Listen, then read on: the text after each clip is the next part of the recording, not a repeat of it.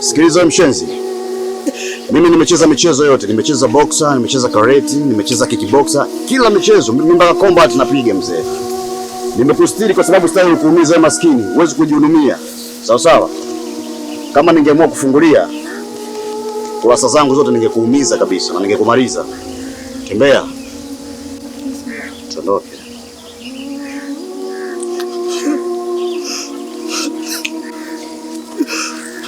Aiwa.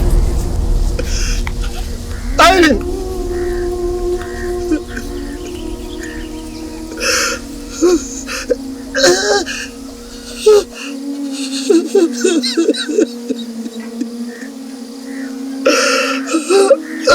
Aileen. Aileen.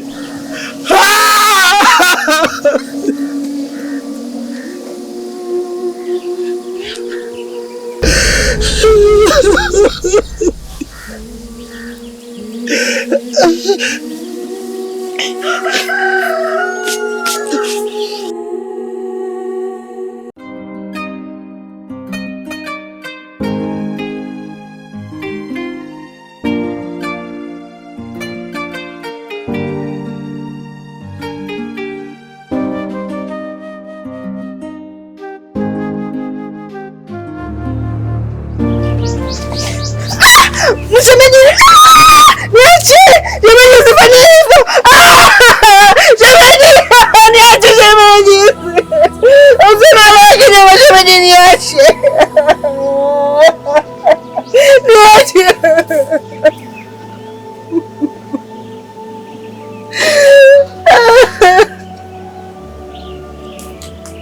Naomba nisamehe shemeji kwa hicho ambacho nilikuwa nataka kukifanya kwako.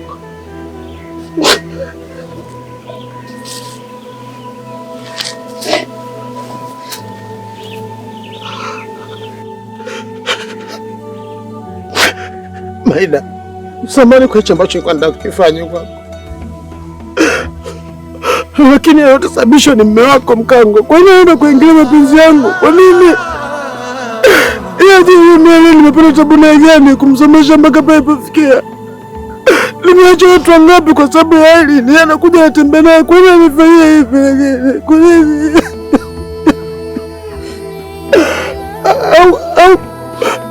Au kwa sababu mimi ni maskini sana, menzidi kipato ndio maana anaamua kunifanyia hivi sio?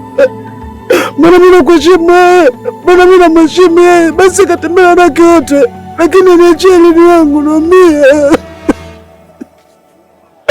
Naumia shemeji, nimemkosea nini? Naambia neno huruma, niachie mpenzi wangu mimi. Siwezi ni Mkango ni ndugu yangu, kwa nini anifanyia hivi mimi? Kwa nini?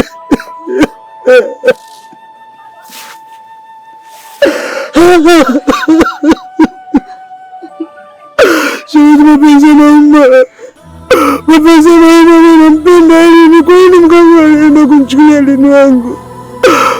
Niko tayari anipe sababu yote, lakini sio kwenda kumchukulia Aileen shemeji. Samahani. Haikuwa akili yangu, ilikuwa ni hasira. Hasira nilisi ndo njia ya kulipiza kisasi. Sio mimi, maumivu ndo mapelekea nipate hasira kiasi hichi.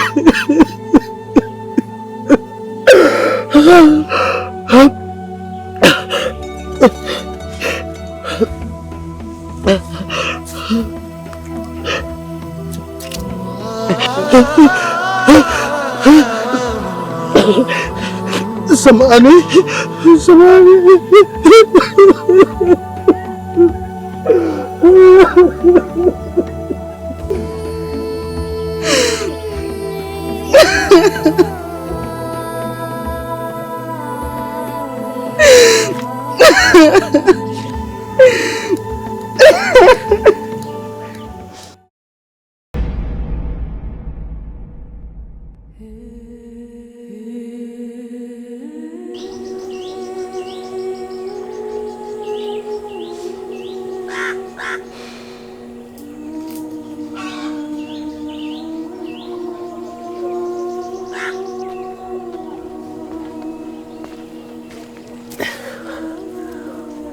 Vipi mke wangu?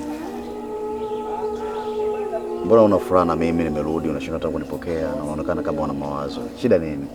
Niache Mkango. Wewe mshenzi nini?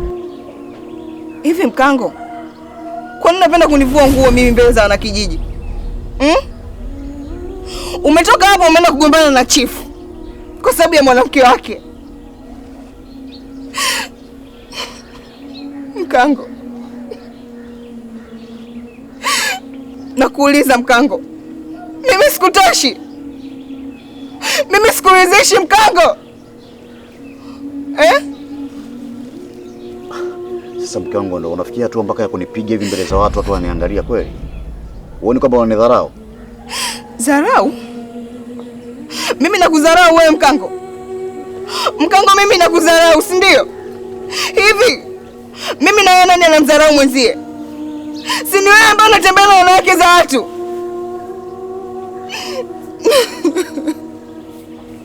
Mkango, mambo yako unayofanya ndio imesababisha mpaka leo chifu anataka kunibaka. Kwa nini? Kwa nini unafanya hivyo Mkango? Kwa nini? Sikiliza mke wangu. Unamaanisha chifu amekuja hapa na akataka kubaka? Ndio. Kwa nini usimwache mwanamke wa mwenzio? Chifu si familia yako. Chifu ameukanyaga moto. Sawa. Nakuja. Unaenda wapi sasa? Nakuja. Wewe ngoja.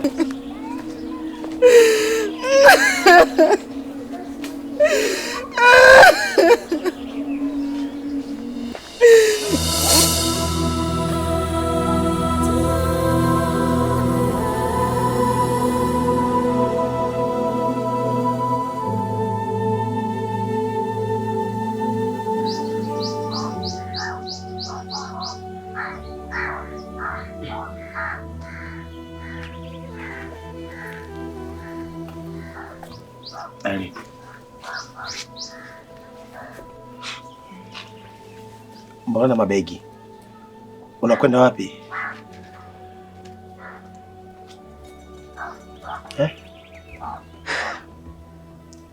Umekuja kunifanyia fujo mimi na Mkango.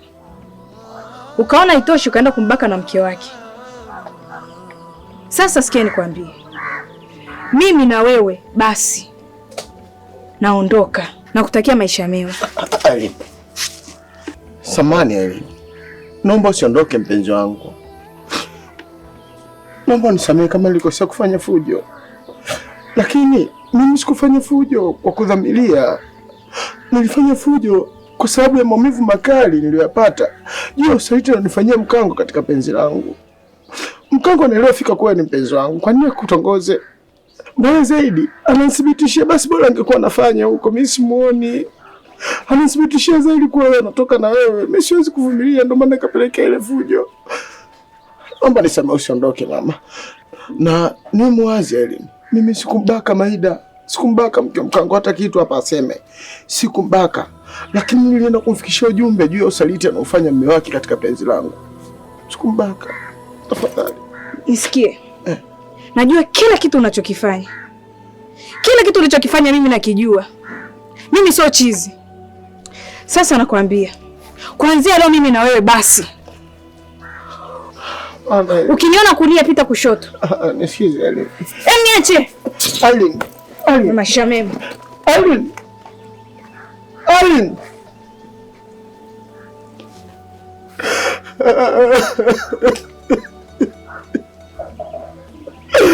Zangu mimi Aileen nimekuwa nifanyia hivi.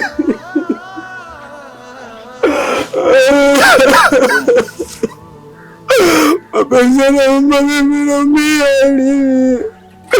Aileen mtu nikutegemea na uniache mimi. Siwezi.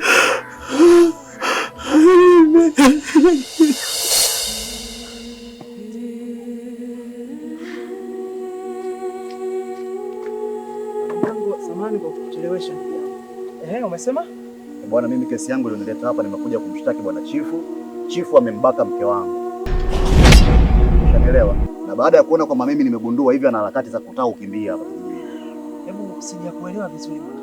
Chifu huyu kambaka mkeo? Chifu ndio kambaka mke wangu. Kumbe chifu yani kuna chifu mwingine hapa. Sababu ni nini mpaka akafanya hivyo? Sijajua kwa nini amefanya hivyo. Unaelewa? Na sio muda mrefu ambao umepita. Na mpaka kuna baadhi ya watu wamemuona na sasa yeye kukutaka kujitetea ndo anataka amua kukimbia, ndio maana mimi nimeleta huko. Sasa bwana mkango, hapa tufanye jambo. Kwa sababu alichokifanya yeye ni kitendo cha udhalilishaji. Na sisi hatutaki mambo hayo katika mtaa wetu. Kitu kimoja. Ili jambo inabidi chifu akamatwe mapema sana. Sasa cha kufanya, mimi acha niwasiliane na wanamgambo ili waende wakamkamata. Na hata wewe kama itawezekana, huko utakapozuru ukutana naye nawe mdhibiti vile vile. Iwe rahisi kulisuluhisha jambo ni sawa. Wewe inabidi ulisawa. Sababu mimi kutana naye nitampiga, nitamuua. Ukifanya hivyo unakosea bwana mkango. Usitumie nguvu wakati sheria ipo. Ndio maana nimeleta hapa. Wewe unafikiri wewe kubakwa mke wako au unafikiri ni jambo zuri? Basi niachie mimi nitalimaliza. Jambo la aibu hilo. Ndio maana nimeleta hapa. Naomba unisaidie haraka. Sawa bwana mkango, sio?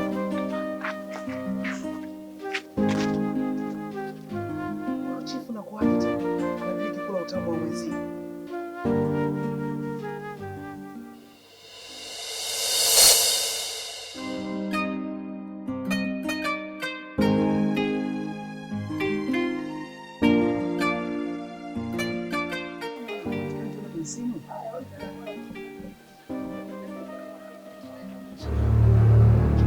Ninyi mabwana, mnapopigiwa simu siku nyingine fanyeni haraka.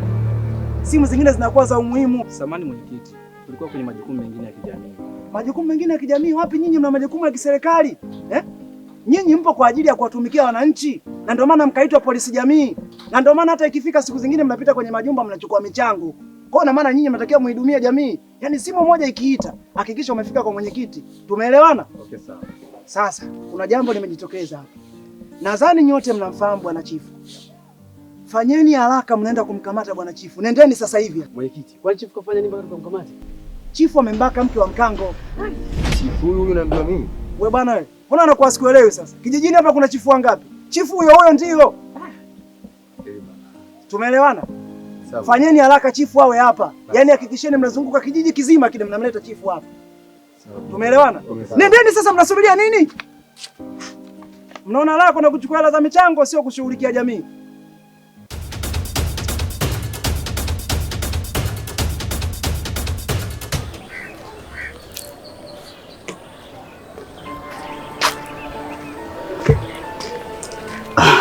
Mke wangu, nimetoka serikalini kumshtaki chifu kwa kesi ya kukubaka.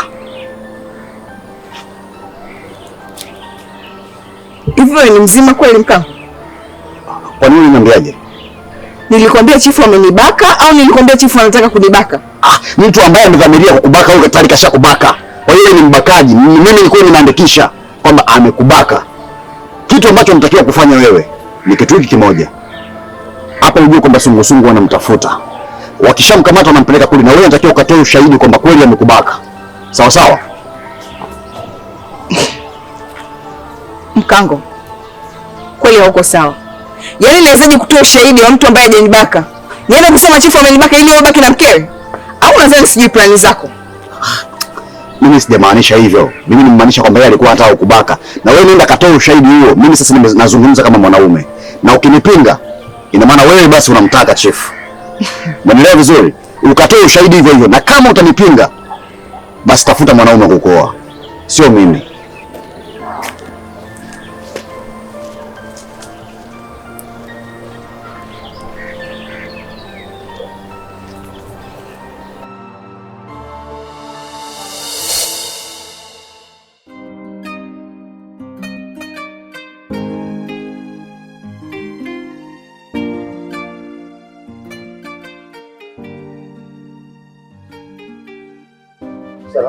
Mbona uko hai?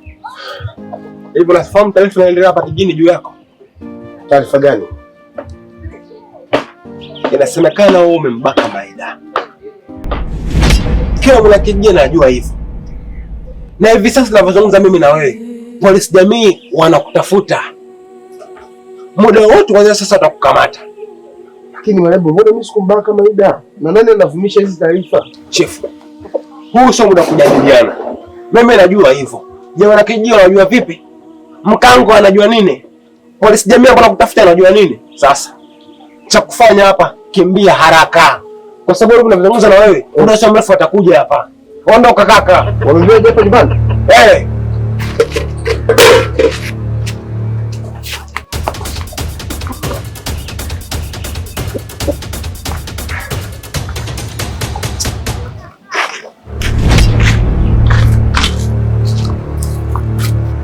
Marego, habari? Safi, kwema? Kwema. Chief tumemkuta? Hapa hayupo. Mimi nimemwangalia yeye sijamkuta. Sijaka kwa wapi. Kwa hiyo tumemkosa. Wasikia. Tutampata tuende kumtafuta. Basi sawa. Ukimwona tu ushirikiano kwa maana tunamtafuta. Haina shida. Haina shida. Nitatoa taarifa.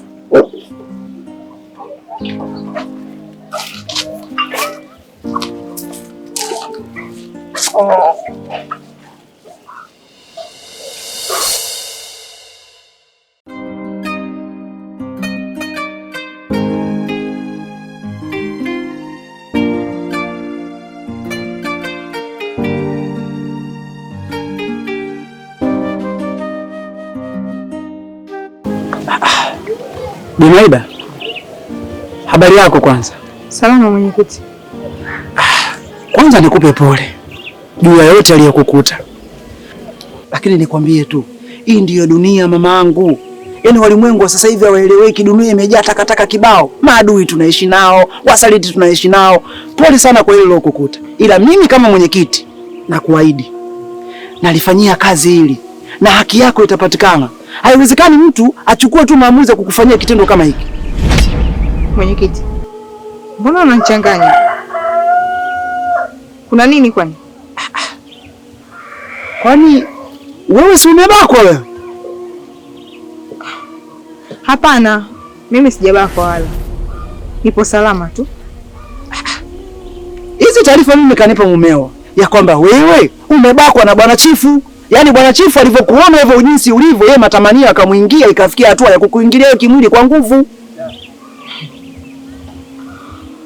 Kiukweli mwenyekiti, mimi chifu wala hajanibaka. Na ninashangaa kwa nini mume wangu kaja kutoa hizo taarifa. Hii haiwezi kuwa sawa.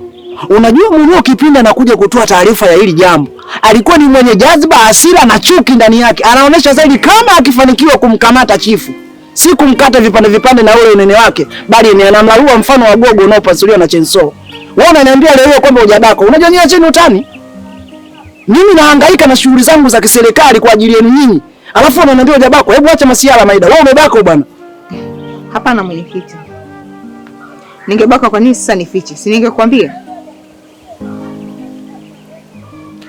Kwa hiyo bwana Mkango anajaribu kuchezea mikakati ya serikali, sio? Sijui yeye. Na kuomba mfikishie hili. Mwambie kwamba mwenyekiti anawaita. Yaani wewe na mumeo muje pale kwangu. Tumeelewana?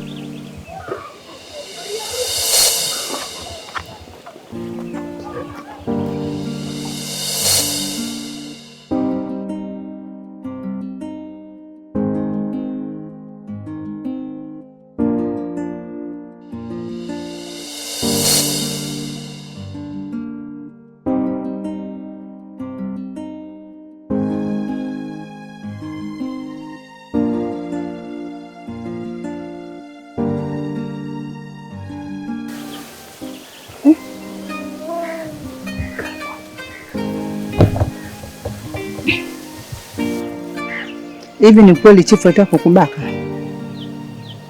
Hapana, chifu hakutaka kunibaka, wanamzingizia tu. Niambie ukweli, mimi ni mama yako.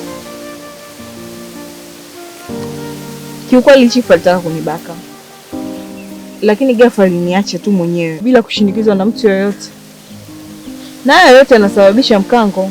Kivipi? Kwani mama sinishakwambia? Mkango anatembea na mchumba wa chifu, na hiyo yote ndio inapelekea mpaka chifu anafanya hayo. Mkango amefungua kesi kwa umebaka, na wewe ndio shahidi wa mwisho. Unataka kusema nini? Mimi nitasema ukweli. Kwa hiyo utakuwa umemsaliti mume wako aonekane muongo, si ndio? Kumsaliti? Mama, Mimi nitasema ukweli kwa sababu sipo tayari kumwona mtu anaenda gerezani ili alikuwa hajafanya kosa. Mkango amesema ukisema tofauti na yeye atakuacha. Unalijua hilo? Sasa basi, ndoa yako ni muhimu kuliko chifu.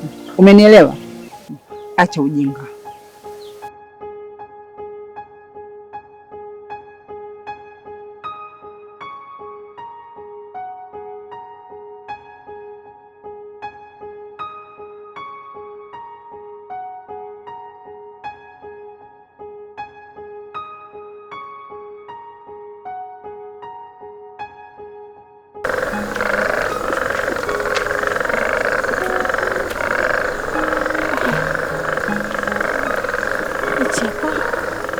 Utampelekea basi yale.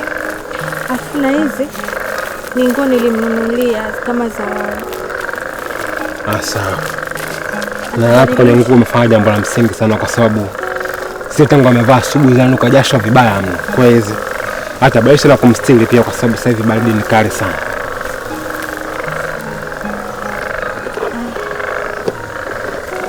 Unajua naumia sana kwa hichi chifu anachopitia. Sijui kwa nini Mkango anamfanyia hivi mwenzake. Kama ni mwanamke si ameshampata, ngimwache tu mwenzake aishi kwa amani. Pole sana Sabla. Nafahamu kuwa unaumia sana kwa sababu una mapenzi ya dhati kwa chifu. Ila mimi nakuhakikishia tu katika hili, endapo hii kesi kiisha, chifu atakuwa amejifunza kuwa wewe ndio mwanamke sahihi kwako na sio yule ya Irene. Atakuwa amejifunza kwa cha msingi wewe usizoneke. Yeye ndio kumwomba dua ili kesi ashinde au tuna wewe mweleze penzi wenu. Lakini Sabla, wewe paswa kuzoneka. Bado unapaswa kumwombea dua ili swala lishe salama. Au tuna yane yeye mweleze mahusiano yenu. Kwa sababu naamini atakuwa amejifunza. Kweli? Inshallah. Mpeleke chakula. Maana umeniambia jana kuanzia asubuhi. Atakuwa anasikia njaa sana. Haina shida. Chakula nampelekea. Lakini shemu hao ndio wanadamu, kwa hiyo ndio alivyo. Ila pia hata mtakachokifanya nitamfikishia ujumbe chifu juu ya upendo niliona kupitia sura yako, na upokea katika moyo wake. Nashukuru. Usalimie sana. Mimi nampenda sana. Salamu zimefika. Ila vipi? Umeweka cha wawili? Ndio, nimeweka cha wawili wewe na yeye. Basi sawa, na siku moja. Haya, msalimie.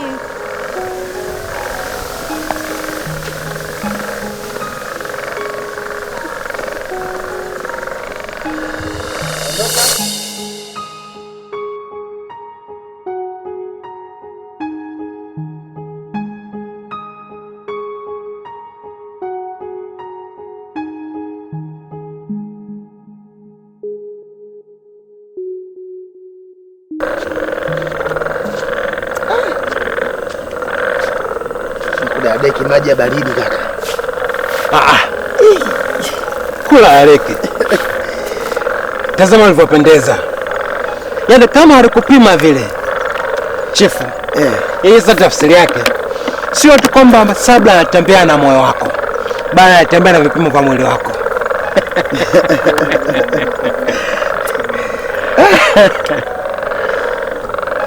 Kikweli nimeweza kuona mapenzi ya dhati kutoka kwake. Na najuta sana juu ya niliyoyafanya. Kwa sababu sio rahisi kwa namna ambavyo nimemtenda, alafu yeye akaweza kulipa madhuri yote ya juu yangu kwa kipindi hicho ambacho nakipitia. Hakika. Lakini chief, katika hiki kinachoendelea, kama una akili timamu, nadhani utakuwa umepata somo kubwa sana. Kwamba Sabla ndio mwanamke sahihi kwako. kipindi ambacho jamii yote, wanakijiji wote wanakuona wewe mbakaji, lakini sababu leo nakuangalia kwa jicho la huruma, na kwa jicho la mtu ambaye anahitaji msaada. Huyu mtu kwa namna yoyote ile chifu usimpoteze katika maisha yako. Sabla anakupenda sana. Ni ngumu sana nyuki kuamnisha nzi kuwa asali ni tamu kuliko uchafu. Lakini mimi ningeulizwa, ningesema kuwa Sabla ni mwanamke sahihi kwako kuliko Irene. Kwa sababu yupo naye katika kipindi ambacho hakuna mtu ambaye wewe anakuhurumia. Chifu atapaswa kujua ni kwamba kipimo cha mapenzi ya mwanamke kwenda kwa mwanaume yanapimwa pale mwanaume anapokuwa na pesa, lakini kipimo cha mapenzi kwa mwanamke kwenda kwa mwanaume yanapimwa pale mwanaume anapokuwa anapitia kipindi kigumu. Sabla anakupenda sana. Sasa mimi ombi langu, hii sekeseke itakapoisha, hebu mfuate Sabla umwombe msamaha kwa ukatili, kwa unyama na kwa namna ambavyo ulisababisha yeye kukosa amani katika moyo wake kwa ajili yako. Sijui umeelewa ndugu yangu. Mimi nimekuelewa Marebo, na kwenye kila baya kuna zuri la kujifunza. Mimi nafikiri kwa yote aliyotenda Irene yamekuwa ni funzo kubwa kwangu. Ukikutana na Sabla, mwambie asante kwa chakula, asante kwa mavazi ambayo amenipatia ili niweze kujistiri, lakini naomba niombe msamaha, mwambie nisamee sana. Na nikipata nafasi ya kurudi tena katika maisha ya kawaida, nikiacha maisha ya kujificha, nitafanya hicho ambacho amenishauri. Hapana Chifu, msamaha wa dhati hauagizwi. Kumbuka kwa msamaha wa dhati hauagizwi, bali msamaha wa dhati unaombwa kutoka kwenye kinywa cha mkosefu. Kwa kinywa chako mfuate Sabla, uombe huo msamaha, na kwa sababu anakupenda na mimi nitakusamehe. Lakini kumbuka kuwa unapoomba msamaha, maana yake unajipa dhamana ya kutorudia makosa uliyofanya. Fanya hivyo, lakini utanisamehe ndugu yangu. Unajua unaona ugali mwingi na ukamua wazage. Usijali ndugu yangu, ametia chakula kingi sana.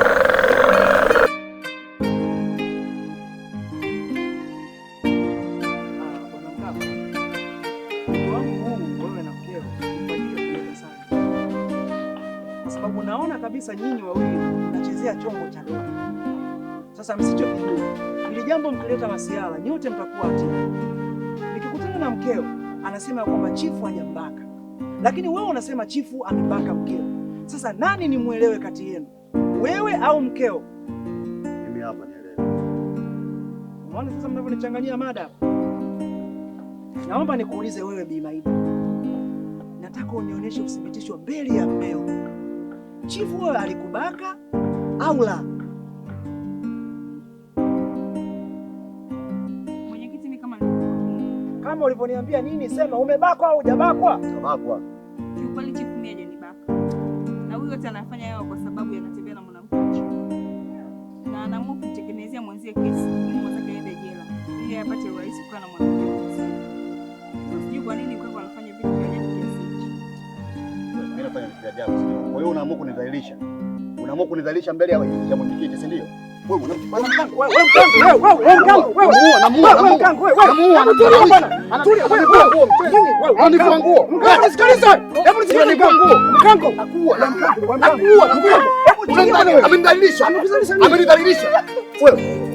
mwenyekiti, sikia. Huyu mimi ni mwanamke wangu. Namfundisha adabu, huyu ni mwanamke wangu. Unajua upo kwenye sheria? Unajua umekuja kwenye sheria? Yaani unaleta vurugu kwenye serikali. Mkango, unajua usiniletee masiala wewe na kuheshimu. Yaani unapigana kwa siku kwenye serikali, wewe unaleta vurugu. Haya, pigana na mimi mwanamume mwenzio. Pigana na mimi mwanamume mwenzio, anipige, sasa nipige. Nipige. Unaona kama unamtetea sasa. Nimtetea kivipi? Unachokifanya wewe ni unyanyasaji wa kijinsia. Huyu ni mwanamke. Unampigaje sasa? Wewe utaenda kuonyesha nyumbani. Sasa unaenda kumuonesha wapi? Maida, kama ni vipi usiondoke, utalala kwangu. Wewe unafanya bingwa sasa sasa mwanaume. Sasa nisikilize. Hii kesi mimi nimeifuta. Kesi nimeifanyaje? Nimeifuta. Hakuna kesi hapa. Ninachoona wewe bwana Mkango unaleta maigizo. Na isije ikatokea kati ya wewe na chifu katokea mgogoro wowote ule. Aida, ikitokea huyu bwana amekufanyia kitu chochote kile cha ukatili wa kijinsia, umenielewa? Haya, wewe bwana naye naomba uende. Wewe unasema mke wangu mimi aje kulala kwako. Sio kuja kulala kwangu kwa sababu unachokifanya sio sheria bwana mkango. Nimekurekodi na naenda kushtaki na wewe mbele ya safari. Na nakushtaki. Na wewe vile vile unamsingizia chifu kwa kambaka mkeo na kushtaki vile vile. Unaleta utani na vyombo vya dola. Hamza kanuni majumuni.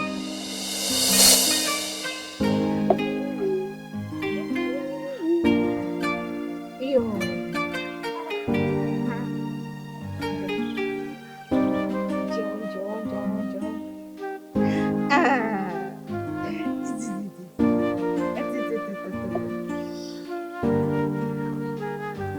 Karibu Erin.